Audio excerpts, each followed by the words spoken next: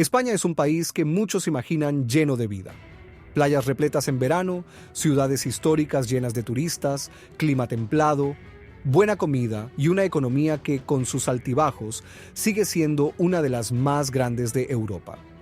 Desde fuera, cualquiera pensaría que todo su territorio está densamente habitado. Pero cuando uno mira el mapa con un poco más de atención, aparece un dato sorprendente. El 70% de España está prácticamente vacío. Sí, vacío. Como si hubiera enormes zonas que nadie hubiese reclamado para vivir. Y claro, esa idea choca bastante cuando pensamos en lugares como Barcelona, Madrid, Valencia o Bilbao, donde las calles están llenas de vida las 24 horas del día. De hecho, ahora mismo estamos en Barcelona, una ciudad donde resulta imposible pensar en la palabra deshabitada. Aquí vienen miles de turistas, estudiantes, trabajadores extranjeros y locales que buscan nuevas oportunidades. Sin embargo, basta con alejarse un poco del bullicio para descubrir una realidad muy distinta. Una realidad que muchos llaman la España vacía o la España vaciada. El término no es nuevo, y si ves una imagen satelital del país, el fenómeno salta a la vista. Las costas están repletas de luces como una gran cadena luminosa que rodea la península. Pero el interior está oscuro. Salvo excepciones como Madrid, Zaragoza o algunas capitales de provincia, la mayor parte del centro aparece casi apagada. Y los números lo dejan aún más claro.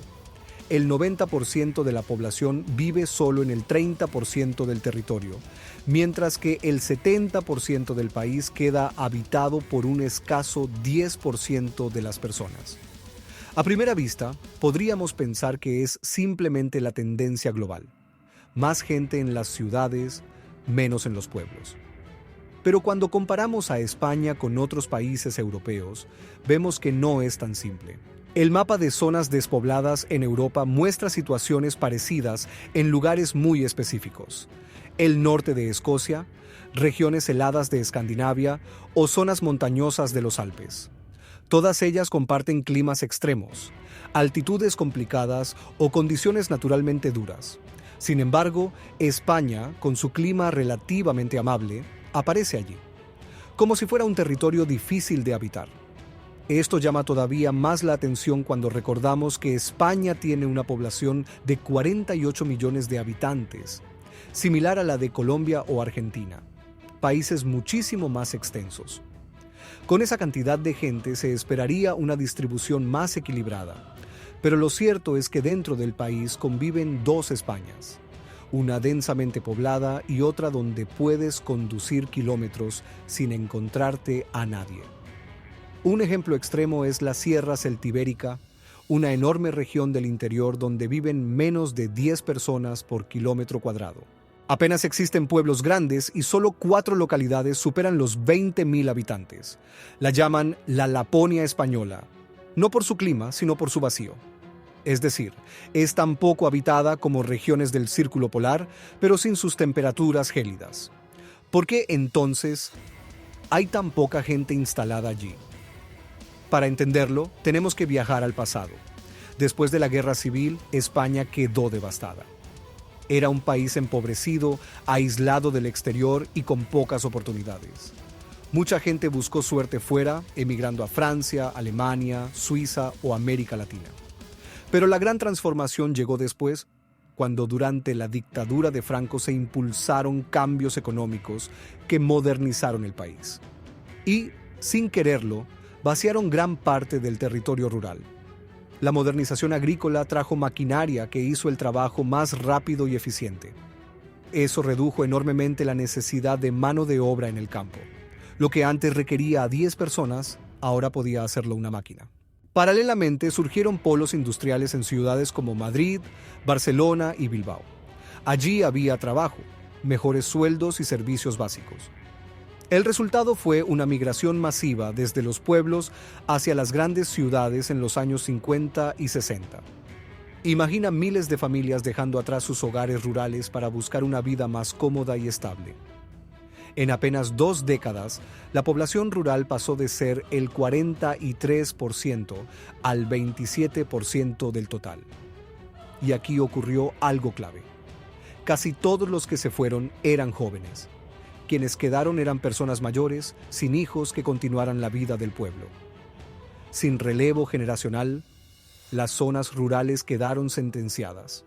Por cierto, si te está gustando el video y quieres seguir descubriendo la historia detrás de estos fenómenos, suscríbete si te gusta el video, que eso nos ayuda muchísimo a seguir creando contenido como este. Hoy la natalidad es baja en todo el país, pero en regiones como Cataluña esto se compensa con la llegada de inmigrantes. De hecho, según estimaciones oficiales, España tendrá 5 millones de habitantes más en 2039. Pero gracias a la llegada de extranjeros, no a los nacimientos. ¿El problema? La mayoría elige vivir donde hay trabajo, grandes ciudades. El interior sigue sin atraer población, y no es solo una cuestión económica. Muchos pueblos carecen de servicios básicos. En otros, el transporte es escaso o lento. La red ferroviaria española es impresionante. Segunda más grande en alta velocidad después de China, pero está diseñada desde y hacia Madrid, dejando a muchas zonas fuera de conexiones eficientes. Viajar entre dos ciudades medianas puede convertirse en una odisea donde, incluso si están cerca, el trayecto es tan largo que no compensa vivir allí. Todo esto ha generado preocupación y hasta movimientos políticos como Teruel Existe o Soria Ya, que buscan luchar por inversiones y políticas que frenen el abandono rural. Pero, ¿existe realmente una solución? Aunque los problemas actuales son evidentes, hay estudios que sugieren que esta distribución desigual no es tan nueva como pensamos. Historiadores y demógrafos explican que ya en el siglo XVIII, España mostraba una estructura similar. Grandes ciudades con mucha población y amplias zonas interiores poco habitadas. ¿A qué se debe? Muchos señalan a un periodo clave: la Reconquista. Durante siglos, mientras los reinos cristianos avanzaban hacia el sur, las nuevas tierras conquistadas se organizaban con poblaciones más concentradas. Tenía sentido. Era más fácil defender un gran núcleo que un puñado de aldeas dispersas. Y así se consolidó un modelo territorial donde las zonas rurales del interior quedaron formadas por pueblos pequeños, aislados y, con el tiempo, cada vez más vulnerables a los cambios económicos. Otro factor importante es la geografía.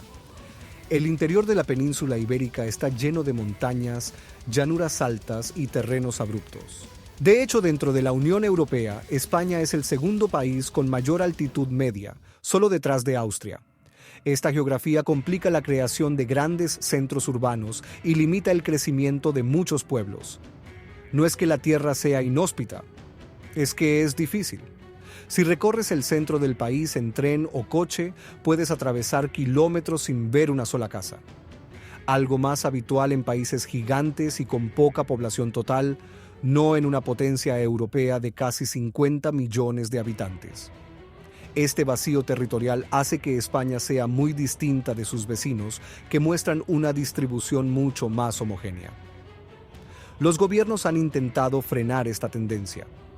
De hecho, se creó un ministerio para el reto demográfico, que impulsa medidas específicas.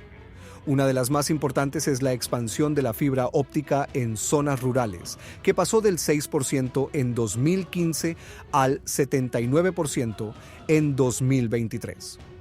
Una cifra impresionante. Pero incluso así, muchos jóvenes siguen sin encontrar razones para quedarse. Faltan servicios, oportunidades, transporte y, sobre todo, proyectos de vida.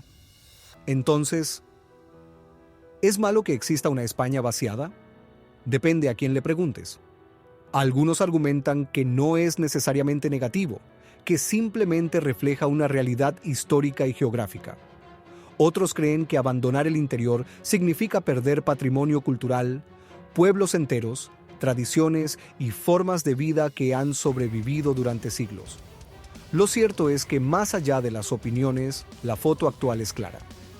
España es un país donde mucha gente vive en muy poco espacio, mientras que enormes zonas han quedado en silencio. Y ese contraste, más que un problema, es un espejo que refleja su historia, su economía y su geografía.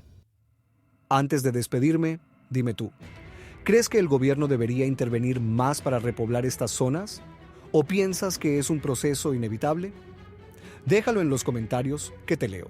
Gracias por llegar hasta el final. Si te gustó este video y quieres seguir explorando el mundo conmigo, suscríbete si te gustó el video. Aquí siempre tendrás un nuevo lugar que descubrir. Nos vemos en el próximo viaje.